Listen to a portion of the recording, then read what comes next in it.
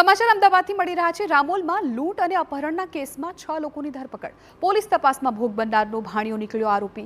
કૌટુંબિક ભાણિયાએ લૂંટ અને અપહરણ કરવાની આપી હતી ટિપ્સ। જમીન દલાલ મામાનું અપહરણ કરાવી માંગી હતી 1 કરોડની ખંડણી। આરોપીઓએ ભાડે લીધેલી કારમાં કર્યું હતું અપહરણ। પોલીસે રોકડ દાગીના સહિત 53 લાખનો મુદ્દામાલ કર્યો છે જપ્ત। એની પાસે મોટા પ્રમાણમાં રોકડ હોય તેવી જાણ ઋષિને હતી, જેથી ઋષિએ આ પોતાના મામાની ટિપ્સ સંગ્રામને આપેલી હતી અને સંગ્રામે આખો આ અપહરણ કરવાનો અને રૂપિયા પડાવવાનો પ્લાન ઘડ્યો હતો। સંગ્રામસિંહ અને ઋષિ મિત્રો છે, જેઓ પહેલાંથી એકબીજાને ઓળખે છે।